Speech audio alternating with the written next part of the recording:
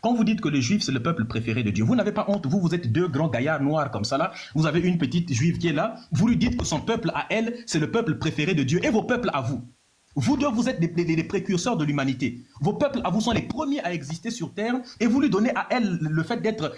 Pourquoi votre Dieu va attendre qu'il y ait des peuples à peau blanche pour venir préférer des peuples à peau blanche sur terre? Et vous, votre peau noire ne mérite pas l'amour de votre Dieu. Donc votre Dieu attend que les Noirs, attend qu'il y ait des peuples blancs de peau parce qu'on sait que les peuples sémites viennent d'un métissage entre les Blancs du Caucase et puis les Noirs qui habitaient la zone cananéenne. Pourquoi moi, en tant que Noir, je vais salir mon honneur, aller dire que les Juifs sont le peuple aimé et chéri de Dieu? Moi, je comprends que les Juifs puissent dire ça parce que c'est leur peuple à eux. Et chacun dit toujours que son peuple, mais en fait, le judaïsme, c'est simplement un nationalisme juif. C'est simplement un texte tribal juif et je le comprends. Ils font l'apologie de leur propre peuple et c'est bien pour un juif de croire ça. Mais pour un noir, quand tu commences à croire que, parce qu'il est écrit dans la Bible que le salut vient des juifs. Nous avons des noirs ici qui pensent que le salut vient des juifs et que c'est ça. Il nous dit que, et si les ancêtres avaient tort? Sultan, si les ancêtres ont tort, nous pouvons changer. Le problème, c'est que les ancêtres peuvent se tromper. Et la tradition, la culture, on peut la modifier. Si mes ancêtres avaient tort sur un truc, eh bien, je peux le comprendre et je vais modifier cela, je vais améliorer la tradition. Tout change, tout s'améliore. Mais si, et toi, pose-toi la question. Et si Allah avait tort quand il a autorisé d'épouser et de coucher avec les enfants dans le Coran? Et si Allah avait tort en autorisant l'esclavage? Et si Allah avait tort quand il demande d'aller pragmatiser les mécréants?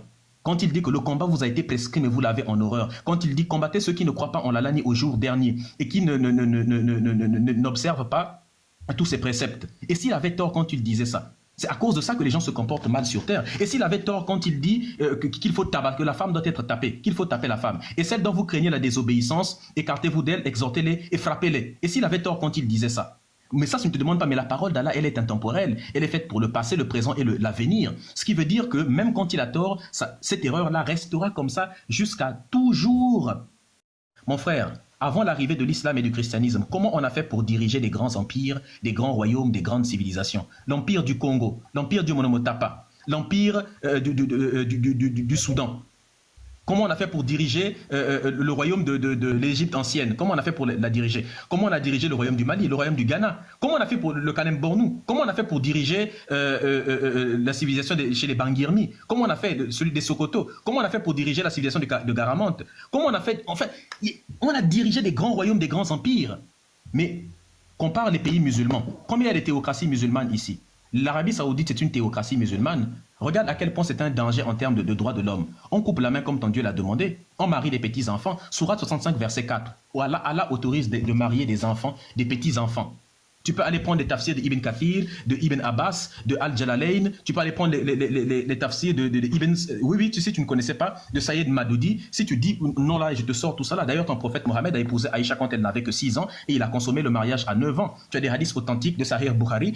Ton prophète Mohammed détenait des esclaves. Comment puis-je croire en un prophète qui détient des esclaves alors que moi, mon peuple est sorti de ça? D'ailleurs, l'esclavage est toujours autorisé dans le Coran. Il y a plein de hadiths, il y a plein de sourates, je ne parle pas de hadiths, hein, je parle de sourates directement dans le Coran qui autorisent l'esclavage. Sourate 4, versets 23 et 24, sourate 23, verset 1 jusqu'à 6, sourate 33, verset 50, sourate 70, verset 29 à 30, sourate 24, verset 32, sourate 2, verset 177, sourate 90, verset 12, 17, la sourate 2, verset 221, autorise l'esclavage.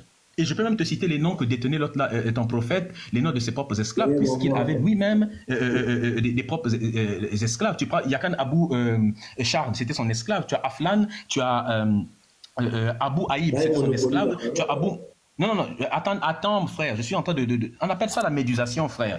Moi, en fait, quand je parle, je pratique une opération chirurgicale. Attends d'abord, frère.